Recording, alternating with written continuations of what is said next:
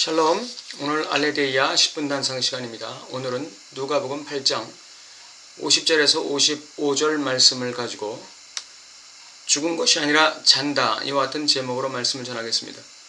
예수께서 들으시고 가라사대 두려워 말고 믿기만 하라. 그리하면 딸이 구원을 얻으리라 하시고 집에 이르러 베드로와 요한과 야고보와 및 아이의 부모 외에는 함께 들어가기를 허하지 아니하시니라. 모든 사람이 아이를 위하여 울며 통곡하며 예수께서 이르시되 울지 말라, 죽은 것이 아니라 잔다 하시니 저희가 그 죽은 것을 아는 거로 비웃더라. 예수께서 아이의 손을 잡고 불러 가라사대 아이야 일어나라 하시니 그 영이 돌아와 아이가 곧 일어나거늘 예수께서 먹을 것을 주라 명하신대. 예수께서 야이로 회당장의 딸을 살리신 이 사건이 우리에게 오늘날 주는 어떤 함의가 있을까요? 첫째로 알아보고자 하는 것은 언제나 예수님께서 나와 함께 하고 계시다는 의식을 가지고 살아야 한다는 것입니다. 우리의 삶이 평안할 때나 환난 속에 있을 때나 공경에 처했을 때나 순탄할 때나 건강할 때나 병들었을 때나 우리의 환경과 상황 속에 폭풍이 몰아치고 파도가 일어날 때 우리는 예수님이 나와 함께 계신다는 사실을 잊기 쉽습니다. 왜냐하면 환경의 두려움에 사로잡히기 때문에 그렇습니다. 우리가 환경의 두려움에 사로잡히면 예수님이 나와 함께 계신다는 사실을 순간적으로 잊어버리게 됩니다. 게네사렛 호수를 건너던 제자들이 배에 예수님이 함께 계심을 알고 있으면서도 불구하고 풍랑이 다가오자 혼비백산에서 예수님이 계시다는 사실을 순간적으로 잊고 있었습니다. 삶의 환경적인 두려움이나 어떤 사건의 두려움이나 사람의 두려움이 순간적으로 엄습해 올 때 우리는 예수님이 나와 함께 계시다는 사실을 잊어버릴 수 있습니다. 예수님이 같이 계심을 잊어버리면 우리는 두려움에 먹히게 되고 두려움에 먹히면 그 두려운 일이 나에게 두려운 결과를 만들어내는 것입니다. 예수님이 함께 계실 때 우리는 두려워할 이유가 없다는 것입니다. 그렇기 때문에 예수님을 의식하고 사는 것이, 예수님이 나와 함께 계심을 확신하고 사는 것이 그렇게 중요한 것입니다. 야이로가 예수님이 자기 옆에 계시다는 사실을 인식하고 자기 딸이 죽었음을 보고 받았음에도 불구하고 예수님을 따라서 집에 왔던 것이죠. 예수님을 모시고 왔습니다. 그것은 야이로가 굉장히 잘한 선택이었습니다. 우리의 삶 속에도 어떤 상황, 환경이 우리에게 일어난다 할지라도 우리 곁에 예수님이 계시다는 사실을 확신하고 의식하고 사는 사람은 두려움에 잡히지 않습니다. 놀라움에 사로잡히지 않아요.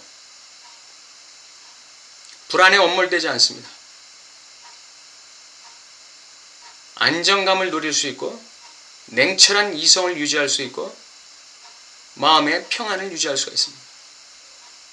왜냐하면 그 어떤 환난도 예수님 허락 없이는 올 수가 없어요. 어떤 풍파도 예수님 허락 없이는 우리의 삶 속에 몰아칠 수가 없어요.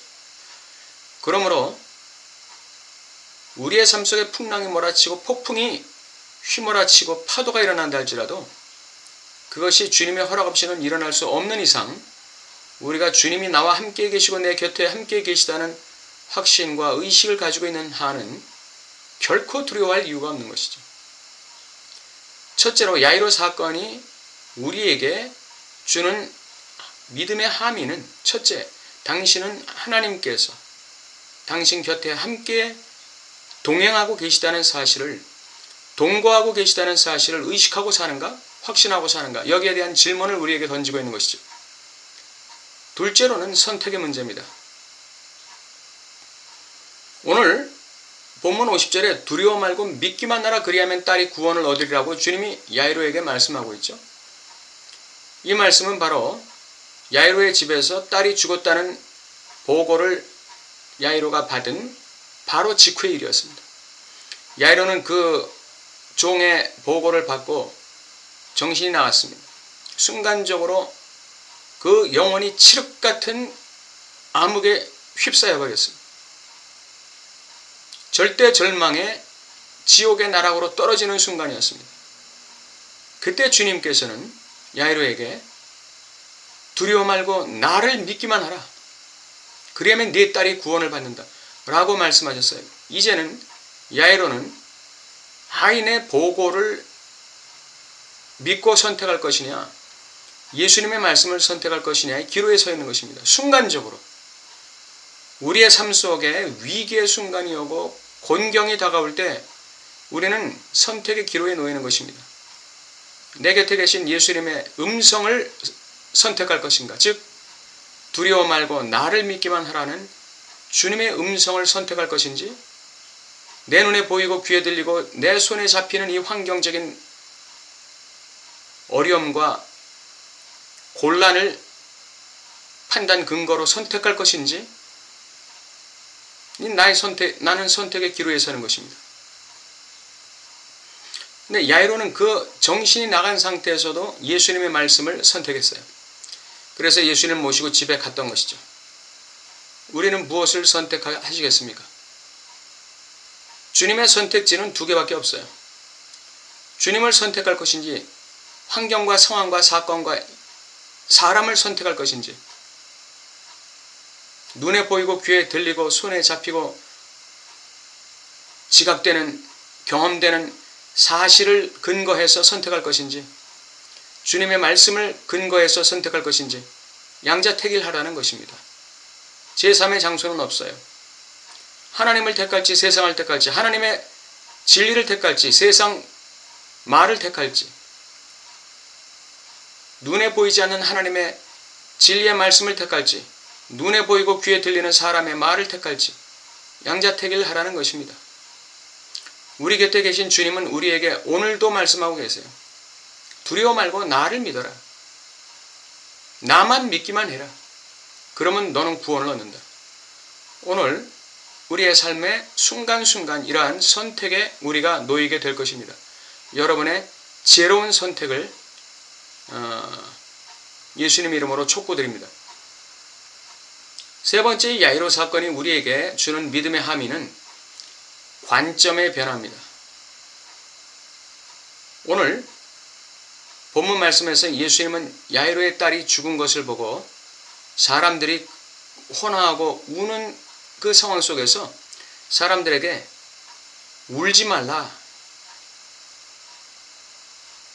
이 딸이 죽은 것이 아니라 잔다, 이렇게 말씀하셨어요.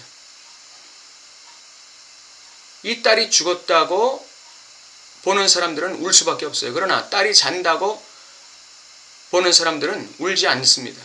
예수님은 이 딸이 죽었다고 보지 않고 자고 있다고 보시기 때문에 우시지 않았던 거죠.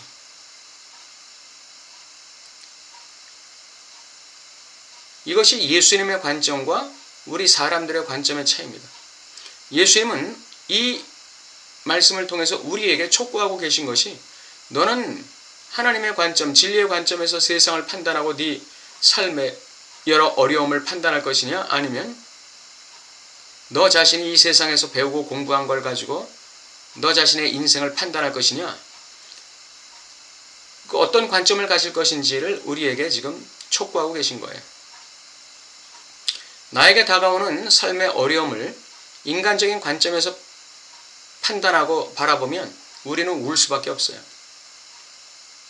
그러나 예수님의 관점에서 바라보면 그냥 우리의 삶의 어려움은 죽음이 아니라 자는 것입니다. 내가 일할 테니 너 잠깐 쉬어라. 네가 할 수 있는 일은 아무것도 없어. 사람 죽었는데 뭘 하겠어요? 약을 먹이겠어요? 명의를 불러오겠어요? 네가 할 수 있는 일은 아무것도 없어. 그냥 나만 믿고 구경만 해. 내가 살릴 테니까. 내가 일으킬게. 주님이 말씀하시는 거예요. 우리의 삶에 곤경이 처하고 우리의 삶의 환경이 죽음의 세력이 엄몰되는 것 같은 사면초가의 어둠이 다가올 때 여러분 어떻게 하시겠습니까? 울지 마시기 바랍니다. 울지 말고 우리 곁에서 상황을 바라보는 관점을 바꾸시기를 원하시는 주님의 음성을 들어야 합니다. 너는 네가 가진 관점으로 너의 상황을 판단하지 말고 나의 관점으로 판단해라. 네 삶 속에 엄습하고 있는 이 죽음의 세력은 단순히 잠에 불과하다. 내가 깨워주마. 우리가 잠에서 깨어 일어날 때는 굉장히 개운하죠. 의식도 정리되고 무의식도 정리되고 우리의 기운도 회복되는 것입니다. 이처럼 주님이 우리의 죽음 같은 환경을 깨우실 때에는 우리의 모든 상황이 주님의 은혜로 완전히 평정되어 버리는 것입니다. 그걸 믿는 것입니다. 다 정리되는 거예요. 주님의 뜻 가운데서 다 정리되는 거예요. 그리고 우리는 개운하게 새 힘을 얻은 듯이 다시금 일어나게 되는 것입니다. 이것이 주님을 믿는 자들의 부활의 특권이에요. 우리의 삶의 곤경과 환난은 죽음이 아니라 단순히 잠깐 자는 것입니다. 주님은 자는 우리의 환경을 깨우러 반드시 오시는 것이죠. 오늘 야이로의 사건을 통해서 이러한 믿음의 교훈이 있다는 사실을 우리가 한 번 더 생각했으면 좋겠습니다. 감사합니다.